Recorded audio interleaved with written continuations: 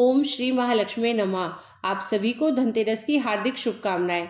आप सभी की आंखों में सजने वाले हर सपने को माँ लक्ष्मी, कुबेर भगवान, गणेश जी, धन्वंतरी भगवान और माँ सरस्वती अपना आशीर्वाद प्रदान करें और उस हर सपने को सच करें। आज मैं आप सभी को धनतेरस की 3 पौराणिक कथाएं सुनाने जा रही हूँ। इन तीनों कथाओं का ही अलग अलग रूप से विशेष महत्व है। धनतेरस के दिन शाम के समय यानी कि प्रदोष काल के समय धनतेरस की पूजा की जाती है और ऐसा माना जाता है कि इस दिन भगवान धन्वंतरी वैद्य समुद्र मंथन के समय अमृत कलश लेकर प्रकट हुए थे। इसलिए धनतेरस के दिन बर्तन खरीदने की भी परंपरा है। भगवान धन्वंतरी को देवताओं का वैद्य माना जाता है। इनकी पूजा करने से आरोग्य और सुख की प्राप्ति होती है। धन्वंतरी को भगवान विष्णु का अंशावतार माना जाता है और संसार में चिकित्सा विज्ञान के विस्तार और प्रसार के लिए ही भगवान विष्णु ने धन्वंतरी का अवतार धारण किया था। आइए अब पौराणिक कथाओं का आरंभ करते हैं, लेकिन उससे पहले आपसे एक अनुरोध है कि अगर आपको वीडियो पसंद आए तो वीडियो को लाइक करें और चैनल को सब्सक्राइब करें और कमेंट बॉक्स में जय माँ लक्ष्मी जरूर लिखें। एक बार की बात है, भगवान श्री हरि के मन में अचानक से विचार आया कि उन्हें एक बार मृत्युलोक अर्थात धरती लोक का भ्रमण करना चाहिए। जब उन्होंने अपने इस विचार के बारे में देवी लक्ष्मी को बताया तब उन्होंने कहा कि मैं भी आपके साथ चलना चाहती हूँ। जिस पर भगवान विष्णु ने कहा, मुझे इसमें कोई भी आपत्ति नहीं है, लेकिन वहां आपको मेरे कहे अनुसार ही चलना होगा। और देवी लक्ष्मी इस बात के लिए तैयार हो गई। कुछ समय के बाद भगवान विष्णु और माँ लक्ष्मी दोनों मृत्युलोक यानी कि धरती लोक पर पहुंच गए। कुछ दूर जाने के बाद भगवान श्री हरि ने माँ लक्ष्मी जी से कहा, आप कुछ समय के लिए यहीं पर रुककर मेरी प्रतीक्षा कीजिए और जब तक मैं लौटकर ना आऊं आप कहीं मत जाइएगा। उस समय तो देवी लक्ष्मी ने भगवान श्री हरि की बात मानकर उन्हें हाँ कह दी, लेकिन थोड़े ही समय बाद वह जिस दिशा में भगवान विष्णु गए हुए थे उसी दिशा की तरफ चल पड़ी। अभी माँ लक्ष्मी उसी दिशा की तरफ जा रही थी कि तभी रास्ते में उन्हें पीले पीले सरसों के लहलहाते खेत दिखाई दिए। इन फूलों की खूबसूरती को देखकर देवी लक्ष्मी बहुत प्रसन्न हो गई और उन्होंने सरसों के फूल तोड़कर अपना खूब श्रृंगार किया। जब वे थोड़ा आगे बढ़ी तो उन्हें गन्ने के खेत नजर आए और फिर देवी लक्ष्मी गन्ने के खेत से एक गन्ना तोड़कर चूसने लगी। तभी वहां पर भगवान विष्णु आ गए। उन्होंने देवी लक्ष्मी से कहा, देवी आपने यह क्या किया? मेरी आज्ञा का पालन ना कर किसान के खेत में चोरी करके तुमने मुझे बहुत दुख पहुंचाया है और जो चोरी तुमने की है मैं उसके लिए तुम्हें श्राप देता हूँ कि तुम्हें इस किसान के घर पर 12 वर्ष तक रुककर उसकी सेवा करनी होगी। इतना कहकर भगवान विष्णु क्षीर सागर को चले गए, जिसके बाद माँ लक्ष्मी जी 12 वर्षों तक किसान के घर पर रुककर उसकी सेवा करती रही। देवी लक्ष्मी एक गरीब औरत का रूप धारण कर उस किसान के घर पर जाती है और किसान उन्हें अपनी बेटी की तरह अपने घर पर रखने के लिए तैयार हो जाता है। इस पर देवी लक्ष्मी के किसान के घर में निवास करने से उसका घर धन धान्य से भर गया और 13वीं वर्ष जब भगवान श्री हरि देवी लक्ष्मी को लेने के लिए आए तब किसान ने देवी लक्ष्मी को विदा करने से मना कर दिया। तब भगवान श्री हरि ने किसान को समझाया कि माँ लक्ष्मी जी कहीं भी एक जगह पर नहीं रुकती, यह तो चंचला है, परंतु फिर भी किसान कुछ भी सुनने को और कुछ भी मानने को तैयार ही नहीं था। किसान की जिद देखकर देवी लक्ष्मी को एक उपाय सूझा।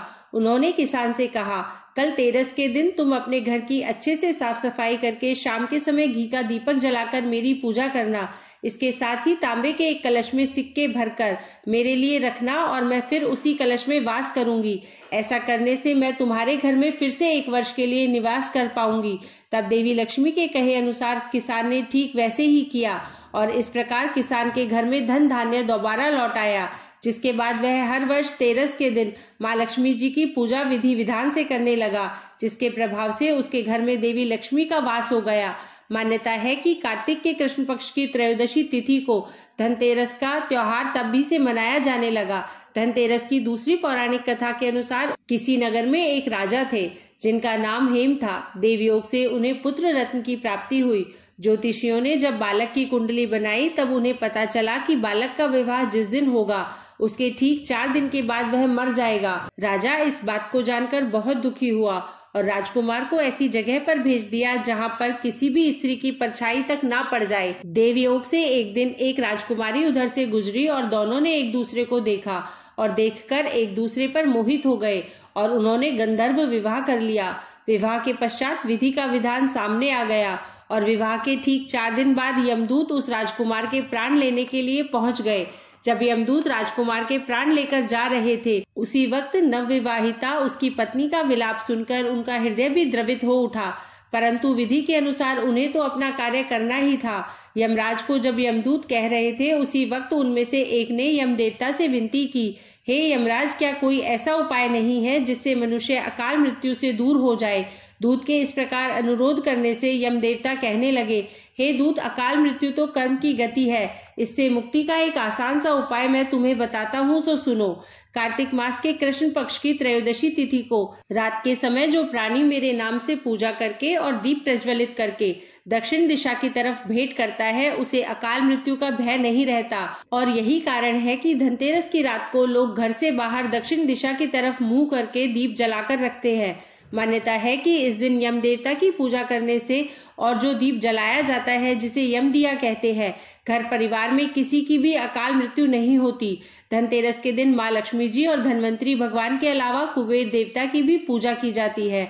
और कुबेर देवता की कथा के अनुसार पूर्व जन्म में कुबेर भगवान एक गुण निधि नाम के गरीब ब्राह्मण हुआ करते थे। बचपन में उन्होंने अपने पिता से धर्मशास्त्र की शिक्षा प्राप्त की, लेकिन गलत संगत में आने के कारण उन्हें जुआ खेलने और चोरी करने की लत लग गई। गुणनिधि की इन हरकतों से परेशान होकर उनके पिता ने एक दिन उन्हें घर से बाहर निकाल दिया। घर से निकाले जाने के बाद उनकी हालत बहुत दयनीय हो गई और वह घर घर जाकर लोगों से भोजन मांगने लगे। एक दिन की बात है, गुणनिधि भोजन की तलाश में गांव-गांव भटक रहे थे, लेकिन उस दिन उन्हें किसी ने भी भोजन नहीं दिया। इसके बाद गुणनिधि भूख और प्यास से व्याकुल हो गए। भूख और प्यास के कारण गुणनिधि भटकते भटकते जंगल की ओर निकल पड़े। जंगल में पहुंचने पर उन्हें कुछ ब्राह्मण भोग की सामग्री ले जाते हुए दिखाई दिए। भोग की सामग्री को देखकर गुणनिधि की भूख और भी ज्यादा बढ़ गई और खाने के लालच में वह ब्राह्मणों के पीछे पीछे चल दिए। ब्राह्मणों का पीछा करते करते गुणनिधि एक शिवालय में अर्थात शिवजी के मंदिर में आ पहुंचे, जहां उन्होंने देखा कि ब्राह्मण भगवान शिवजी की पूजा कर रहे थे और भगवान शिव को भोग अर्पित कर रहे थे। इस प्रकार वे ब्राह्मण भोग अर्पित करने के साथ ही भजन कीर्तन में मगन हो गए। गुणनिधि मंदिर में जाकर भोजन चुराने की ताक में बैठ गए। उन्हें भोजन चुराने का मौका तब मिला जब रात में सभी ब्राह्मण भजन कीर्तन समाप्त कर सो गए थे। तब गुणनिधि चुपके चुपके दबे पांव भगवान शिव की प्रतिमा के पास जा पहुंचे, लेकिन वहां पर तो इतना अंधेरा था कि उन्हें कुछ भी नजर नहीं आया। इसलिए उन्होंने एक दीपक जलाया, लेकिन वह दीपक हवा के कारण बुझ गया और यह क्रम बार बार चलता रहा। थोड़ी ही देर में वहां से भोग प्रसाद चुराकर भागने की वह कोशिश करने लगे। भागते समय एक ब्राह्मण ने उन्हें देख लिया और चोर चोर कहकर चिल्लाने लगा। गुणनिधि वहां से जान बचाकर भाग निकले, लेकिन वह नगर के रक्षकों का निशाना बन गए। भोजन चुराकर भागते समय गुणनिधि की मृत्यु हो गई, लेकिन अनजाने में ही उनसे महाशिवरात्रि के व्रत का पालन हो गया, जिसके कारण वह उस व्रत के शुभ फल के हकदार बन गए थे। अनजाने में ही महाशिवरात्रि के व्रत का पालन हो जाने के कारण गुणनिधि अपने अगले जन्म में कलिंग देश के राजा बन गए। अपने इस जन्म में गुणनिधि भगवान शिव के परम भक्त हुए। वह सदैव भगवान शिव की भक्ति में ही खोए रहते थे और उनकी इस कठिन तपस्या और साधना और भक्ति को देखकर भगवान शिव उन पर प्रसन्न हुए। भगवान शिव की ही माया थी जिसके कारण एक गरीब ब्राह्मण धन के देवता कुबेर कहलाए और संसार में पूजनीय बन गए। तब भगवान शिव ने उन्हें आशीर्वाद दिया कि धन त्रयोदशी तिथि अर्थात धनतेरस के दिन उनकी पूजा किए बिना धनतेरस की पूजा सफल नहीं मानी जाएगी। यही कारण है कि धनतेरस के दिन कुबेर देवता की भी पूजा की जाती है और कुबेर देवता को धन के देवता अर्थात धन प्रदान करने वाले देवता माना जाता है। जो भी व्यक्ति सच्चे मन से कुबेर देवता की पूजा करता है, उनके घर में धन के भंडारे भरे रहते हैं। बोलिए कुबेर भगवान की जय, लक्ष्मी मैया की जय।